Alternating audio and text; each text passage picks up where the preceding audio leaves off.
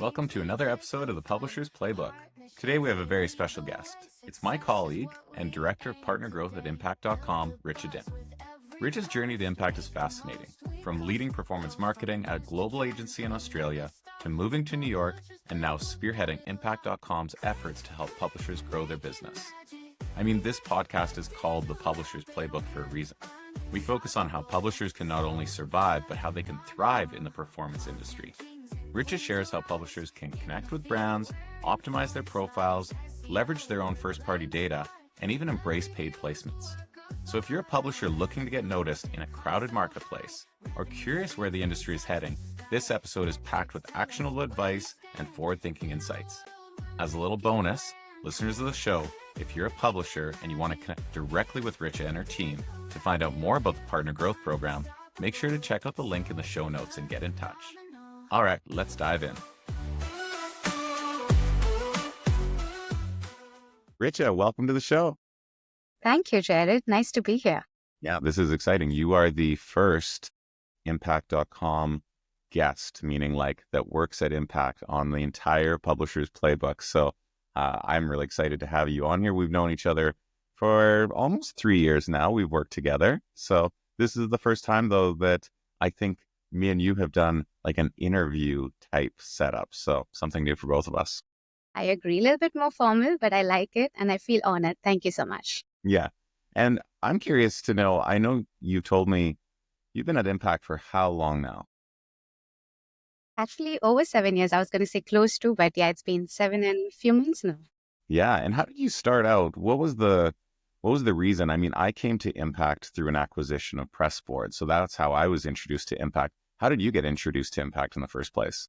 So there's an interesting backstory. So I'm going to take you a few years back in the past. So before joining Impact, I was leading the performance marketing team at Dentsu Aegis back in Sydney, Australia. So far, far away. But back then, my team was managing a sizable portfolio of clients on a tracking platform that wasn't up to the mark and wasn't meeting our team's requirements. So at the time, I kicked off like a RFP to get a better solution. And I already knew about Impact.com. It was Impact Radius back in the day. And once I started digging into the platform and looked at the advanced features, I was truly blown away. It was leagues ahead of anything else I'd seen out there. And then fast forward to the process. Well, surprise, surprise, Impact won the RFP. And that's actually where I met Tyus, who was the Impact's chief revenue officer at the time. So the reason I'm bringing this story is because there's some connection to Impact.com and me being here. So soon after, I made a rather spontaneous decision to move countries. I had no jobs lined up. I didn't really have a plan, but I packed my bags and moved to the US to start fresh. And during this time, like I was interviewing with some companies and things were progressing well. But Tyus was also in touch with me and he graciously introduced me to the Impact team in the US. So from the very first conversation, it was pretty clear that their vision and culture actually aligned with my passions and goals. And thankfully, everything worked out and I joined the company back in August 2017. So the journey at Impact has been, I would say, quite diverse and fulfilling for me. And I have actually worked across a few different departments. So I started as a customer success director, working with some incredible clients like Amex and Shutterstock back in the day. And I realized quickly that my passion was more on the publisher side of the business. So it pulled me in another direction. And I started as the publisher director, but soon moving into and taking on more leadership roles in sales and business development for Pressboard. That's when I guess we were introduced as well. And Trackonomics, which is our other SaaS tool. And then finally establishing a new team and new product earlier this year in February. Yeah. That's interesting to come in as a client for like where Impact is a vendor of yours, like working agency side. It's like a reverse interview. You're essentially interviewing all these affiliate networks and platforms for your customers. What a good way to be able to figure out if this is a company you may want to work with in the future. So you've been on the agency side of the business. Now Yes. you've been on the inside of the business, and you started out on more working with the advertisers and brands and then moved over to the publisher side. Is that right? Exactly. Yes. Yeah. So yeah, and I think that's an interesting journey, right? So even prior to Denso, I used to work at a client side. So I have kind of seen different aspects of the ecosystem. And while at Impact specifically, I've been fortunate to lead different teams. I would want to give some credit to people who've helped me shape this journey and supported this journey. So leaders like Lisa Riolo, Dave Ivano, Per Peterson, some of the early day founders and our CEO as well. And then Bryce Whitelist and yourself, you've been a part of my journey too. So thank you for kind of taking me through that. I think everyone's basically learning from you. I like that you put that shout out to everybody, but your experience makes a big difference there. So you're in a new role now, fairly new role over the last year, and you're heading up an area of the business that's focused on partner growth. So maybe explain, why did this role come about in this department and this focus for Impact? Yeah, sure. So that's correct. So I joined as the newly created director of partner growth earlier this year. So in February of this year. So just to give you some context, like as a technology platform, Impact facilitates partnerships, right? It's through a marketplace where brands and publishers come together and connect. And while this marketplace is really, really good at automating the whole process of partnership creation, with thousands of partnerships being created every day, many publishers have unique needs and they require more support. So they basically are getting into this marketplace, trying to reach out to brands, but brands often don't understand what exactly they're promoting. And that's primarily because they are either doing something innovative, they have a bit more of a complex business. So what they're looking for is like a dedicated voice at Impact that basically helps them showcase their distinct capabilities and business models. To address this need, we experimented with the services model over the past few years, and the response from publishers was extremely positive. So that's how this role came about. And now I lead a team of 4 people based in New York and on the West Coast, helping publishers support, basically supporting them and help them grow their business. And our team collectively has over 40 years of experience in the performance marketing space with varied backgrounds from working on the network side, publisher side, agency side, and also the advertiser side. Well, I find it interesting. So if you are a publisher at Impact, the challenge is there are a lot of publishers, right? Like a very robust marketplace has lots of brands, and then it also has lots of publishers, and they can all work together. That gives lots of diversity in who you're working with, but it also, I imagine, makes it challenging. If I'm a publisher, I know in a way I'm competing for attention of the brand with maybe 300,000 other partners. Like there's so many out there. So what are the best practices for a publisher? So if I'm a publisher, I come into Impact, I'm like, hey, I'd like to work with brands. I think I've got a good audience. I think I can promote some products that I love. What would you say are some of the best practices that a publisher should know? Absolutely. So I think even before joining Impact as a publisher, I think first things that publishers should think about is, what is my strategy? Like, what am I trying to promote? What exactly are brands going to look for when they're evaluating partners, right? And also very basic stuff, but have a functional website. Like you'll be surprised how many publishers actually apply. And when someone clicks on it, it says the website's coming soon or is in progress, right? So you want to make sure that you actually have all these basic things in place before you apply, so that first of all, your application is approved, and then you also have a strategy in place. So to think of the marketplace, like Impact specifically, but in general, the affiliate marketing industry, you can think of it as like a dating app. Like it's primarily for publishers and advertisers, but essentially the goals are similar. You want to attract the right kind of brands that align with your goals, and you want to make sure that it's kind of a good match, right? So your profile needs to shine in the marketplace. You want to make sure all the information is filled out correctly, and that's something that brands are looking for. So the question as a publisher to ask yourself is, there are thousands of profiles out there. How will mine stand out? To your point, like getting noticed is probably the most important thing. And publishers often miss out on this opportunity just because they don't spend enough time on the profile.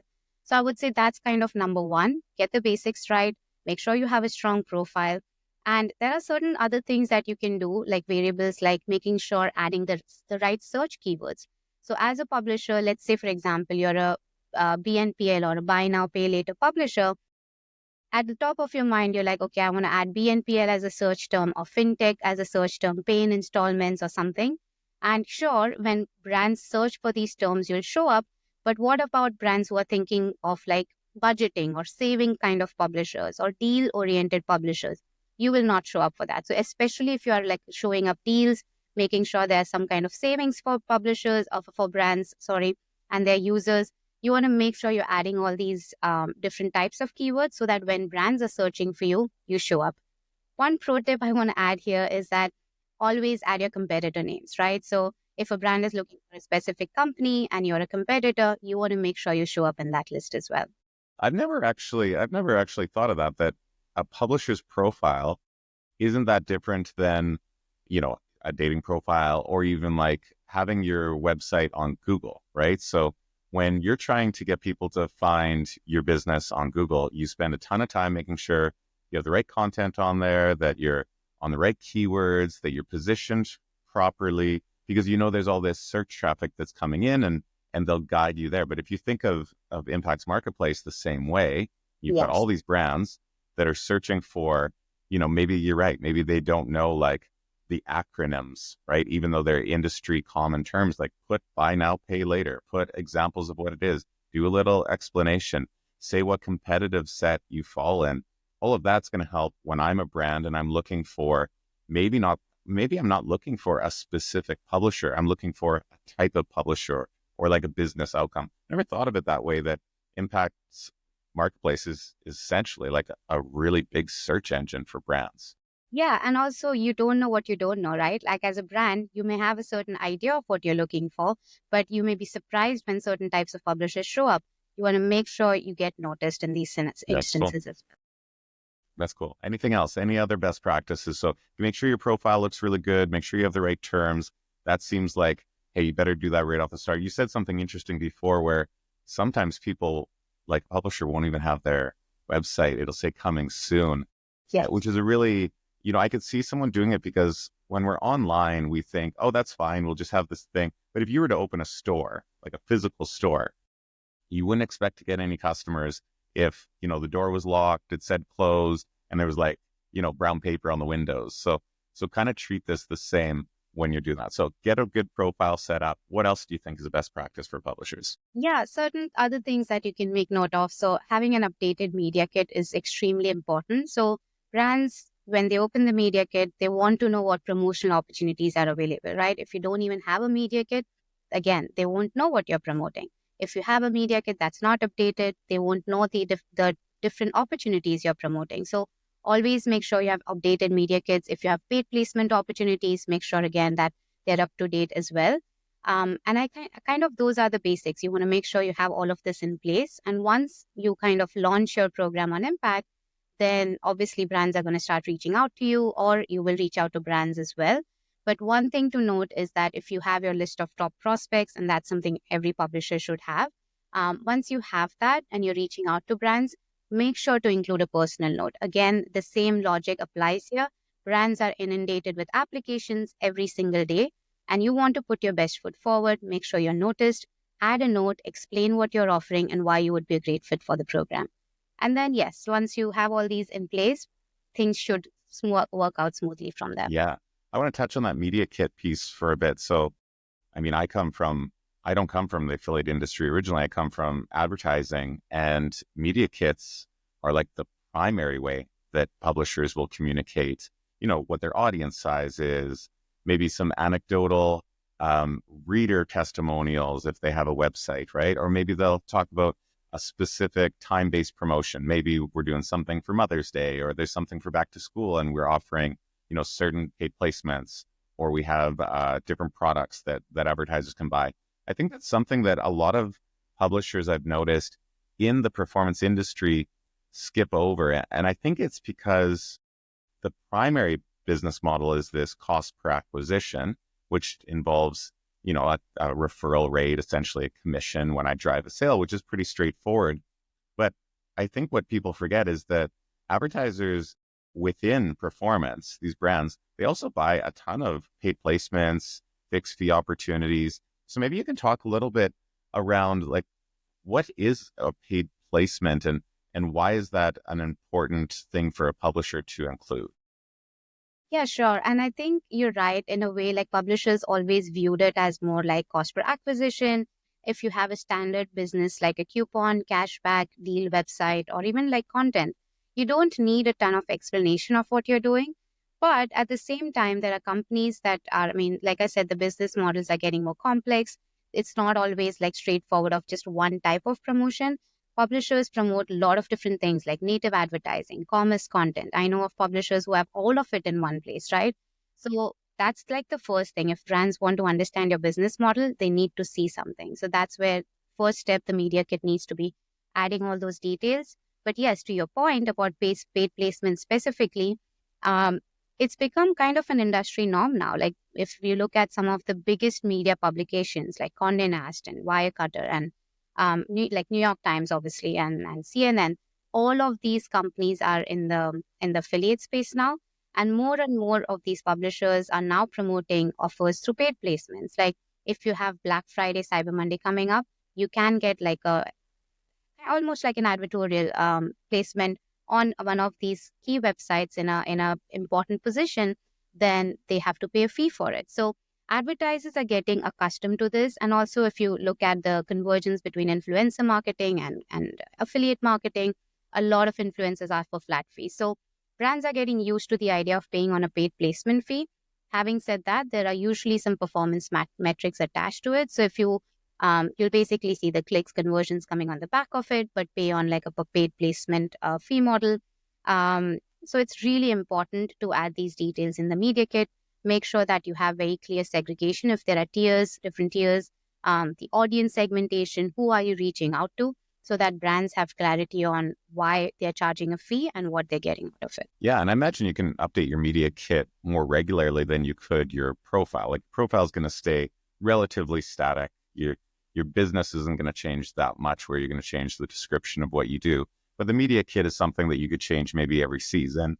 And then also around these paid placements, I know there's certain times a year, like you said, Black Friday, Cyber Monday, all of Q4, holiday, special events. There's all these moments where brands are very interested in you promoting their products if you're a publisher.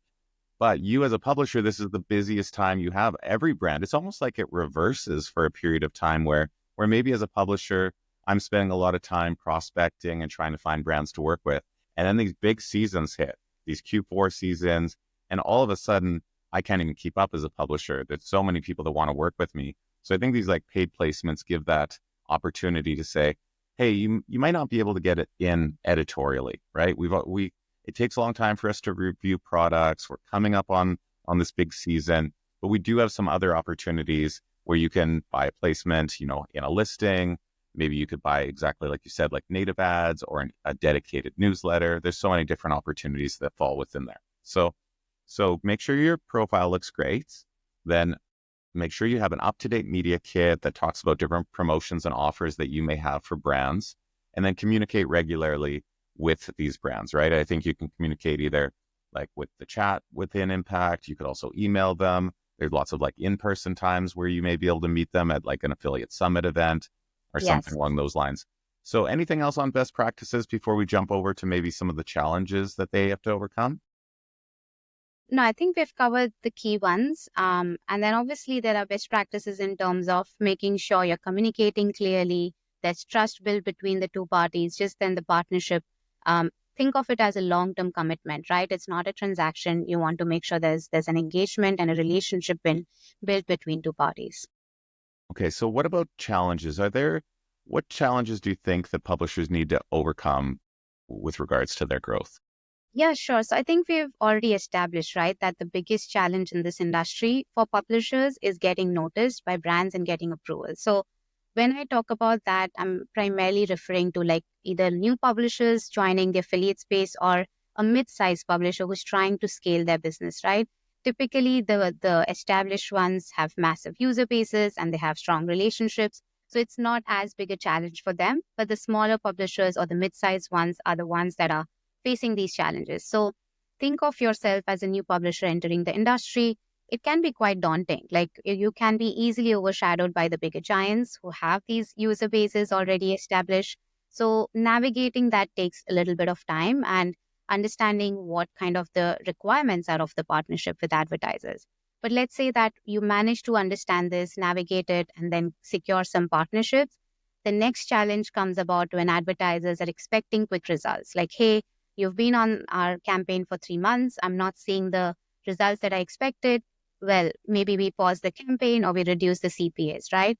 Certain partnerships and certain types of publishers take time to show results. So that's something more of an education piece for the industry in general, is giving enough time for a publisher and a partnership to flourish.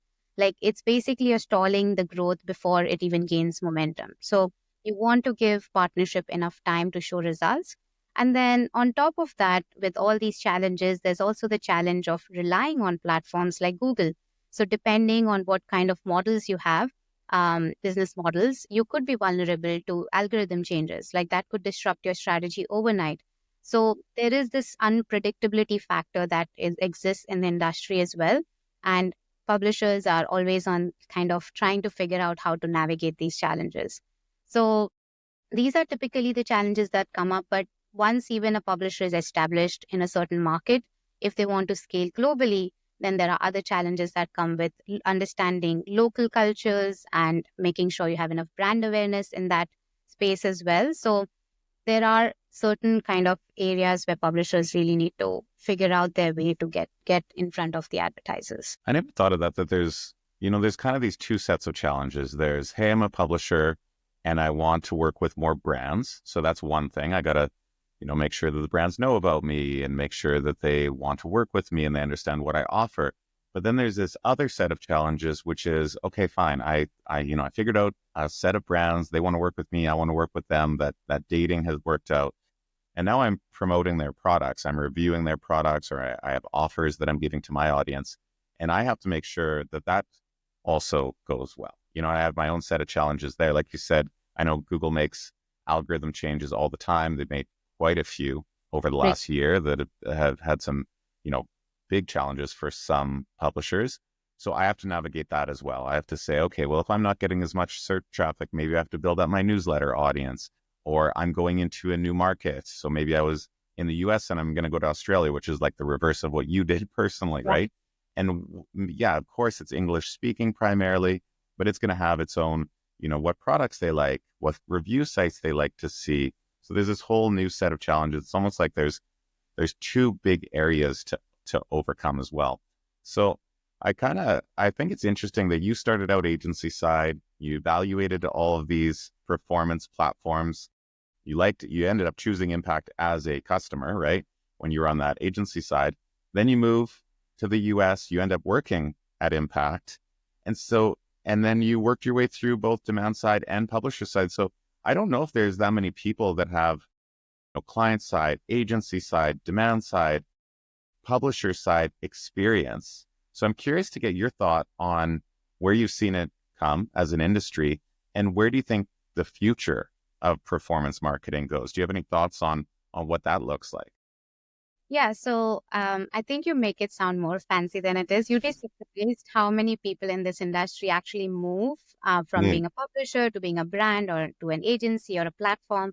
It is interesting. Like, yes, seeing kind of different sides of the industry definitely shows you the challenges that each kind of piece of the puzzle makes. But in terms of like the future, I do want to focus more on the publisher side of things. Of course, like there's so many interesting things happening in the space. And if you look at where we've come from, right? So whether you call it partner marketing, affiliate marketing, performance marketing, pretty much kind of all mean the same thing.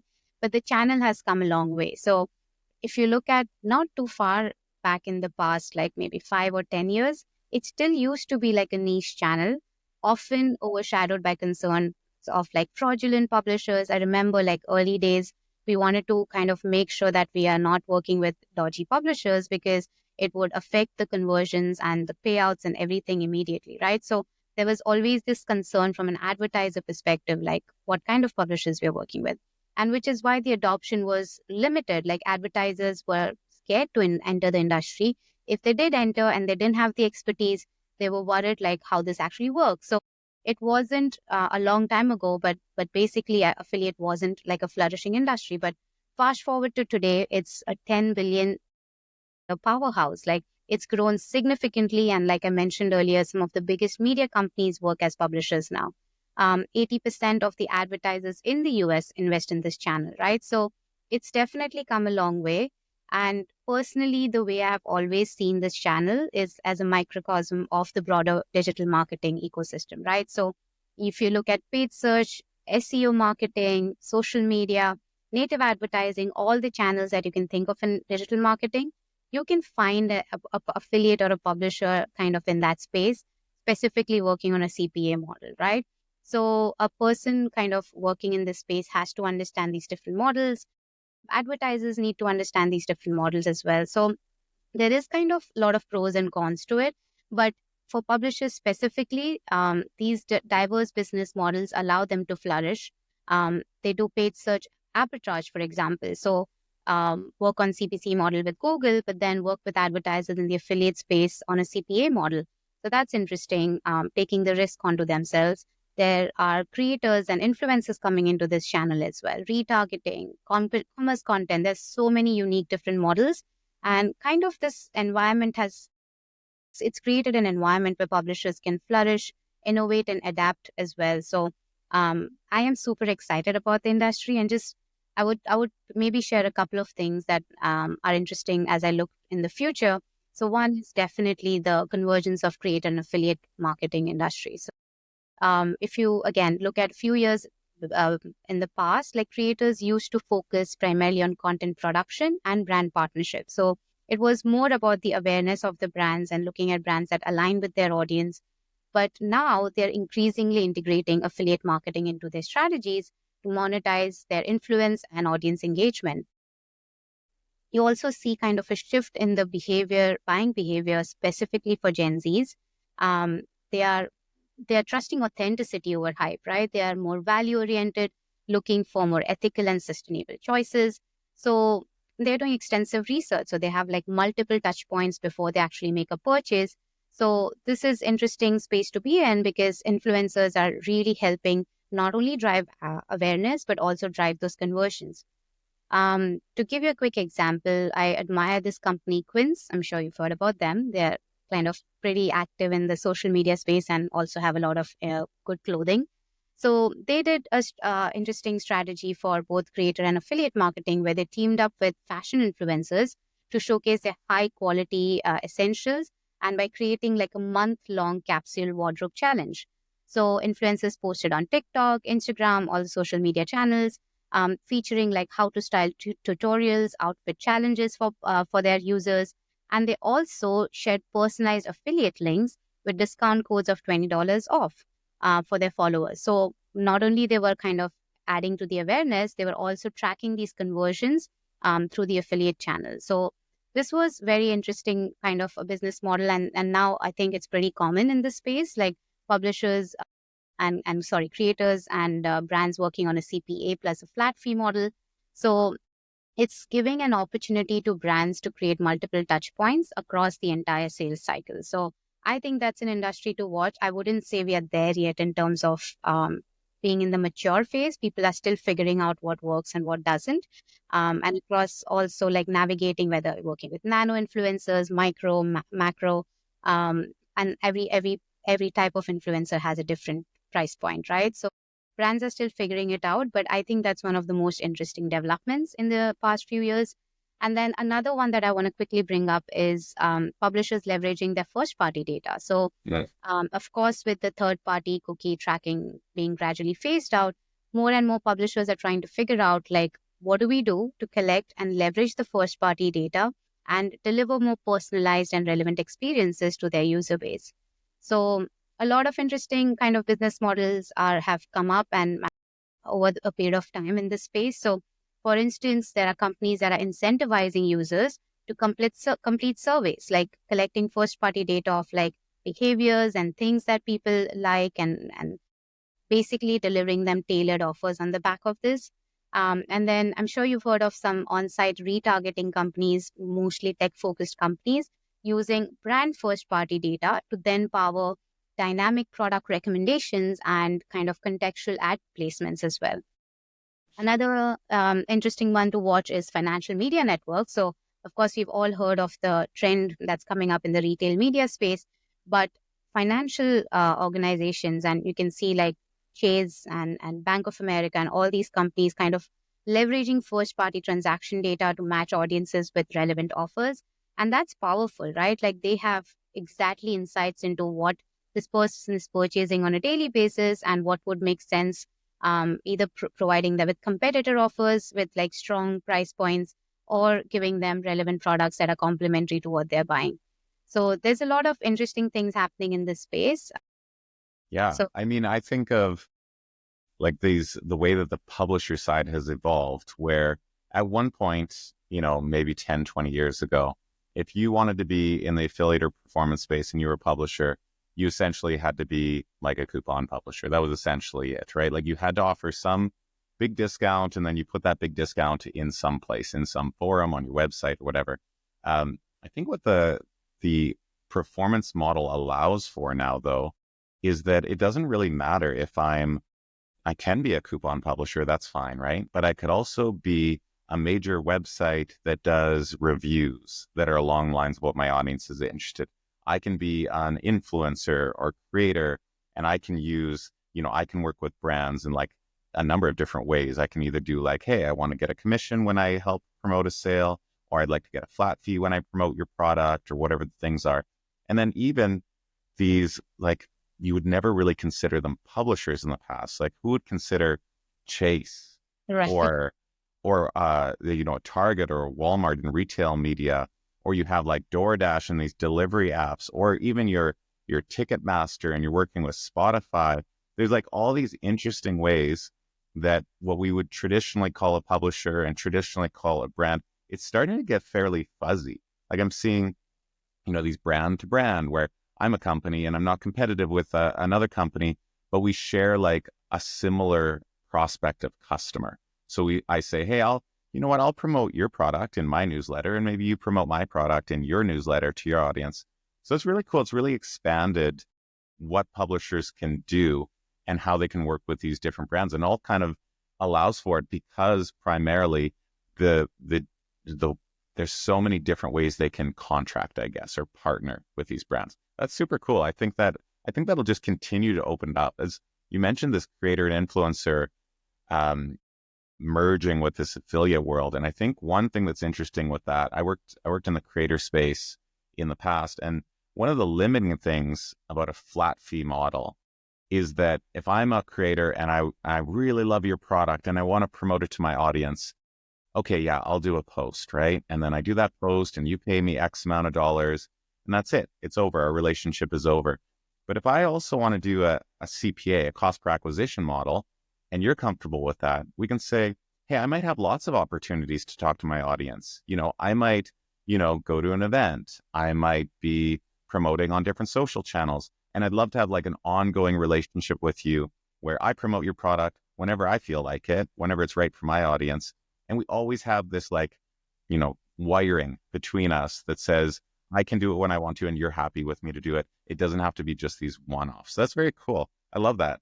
I'd love talking to you about this. I learn from you every time. So listeners of the show, and I talk quite a bit, and I just steal as much information out of her brain as possible. So this is the opportunity. That's why I wanted to have you on the show. Let everyone else steal a little bit of your brain for a little bit. But if you had one takeaway for listeners, so you just leave them with one thing, what would that one thing be? So I think this is, again, talking about the growth and talking about publishers and brands and the industry in general. I strongly believe in this. I'm sharing it for both brands and publishers. But basically, if you want to succeed in this industry and scale your business, you really have to think of the basics of the partnership, right? You want to make sure there's trust between both parties. There's clear communication of what each of the parties are offering, and you're providing real value. It's not just a transaction. It's not like you just mentioned. It's not a one-off thing that, hey, I promote you, I get a flat fee and I'm done with this brand. It's a longer term partnership. And when both invested parties think like this, it leads to the partnerships growing sustainably. So all I want to share is that both brands and publishers should really think about when they're entering into an agreement. Like, what is it that they're looking for, and how do they work together to get to that place? That's great. That's it.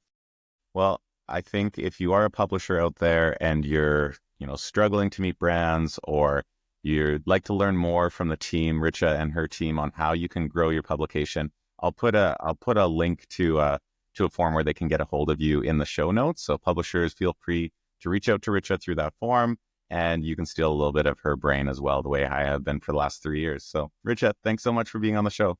Thank you so much for having me, Jack. Lights so bright, we chase the sight. Media dreams, we take the flight. Partnerships, they lead the way. Success is what we aim today. Build the buzz with every post. Make the most, we coast to coast. From news to trends, we never stop. The publisher's playbook got it locked.